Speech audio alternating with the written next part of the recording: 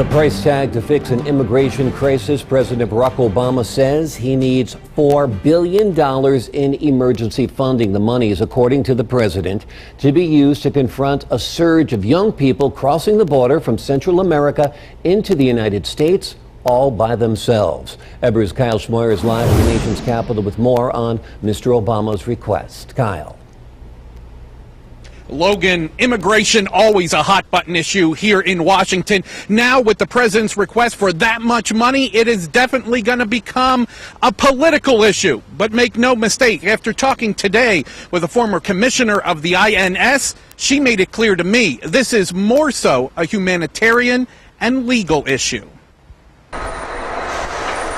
An influx of unaccompanied children crossing the U.S.-Mexican border is putting a real stress on the immigration system. Requirements in the statutes at the present time are that these young people have the right to a hearing before an immigration judge.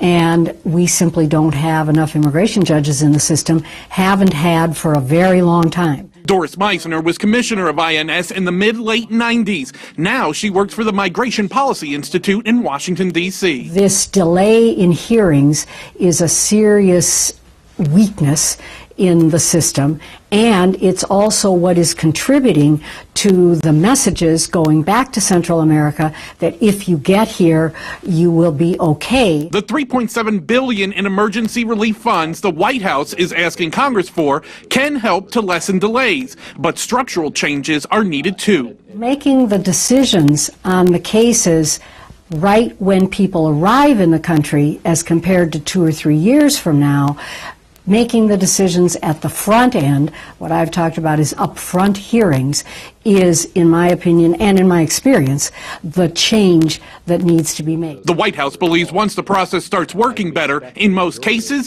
deportations will follow. There will not be a basis for those individuals to remain in the country and be granted humanitarian relief.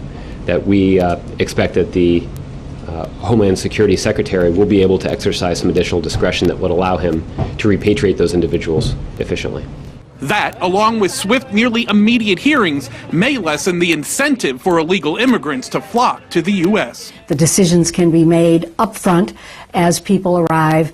You know, we all know that this is a mixed flow. Some people in this flow do have a right under our refugee laws to stay in the country.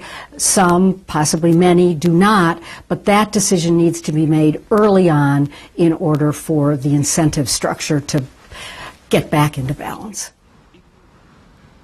And we learned today from the White House that $64 million would be earmarked specifically to go to have more immigration judicial teams. Now back to the political side of all this. First of all, we know Texas is the center of all this immigration debate going on right now. The president is expected to be in Texas tomorrow, but previously he was only going there for some fundraising events. Now we're learning from the White House that he will have a special event with local leaders and religious folks in the Dallas area about this tomorrow. But here's where the politics came in. He is getting a lot of flack from the right. One senator, Republican from Texas, saying it's inexplicable that he's not going to go to the border to see for himself the problems going on. Then the governor of Texas, Rick Perry, said he wanted a meeting with the president and it wasn't happening. Too short. Well, now we're hearing from the White House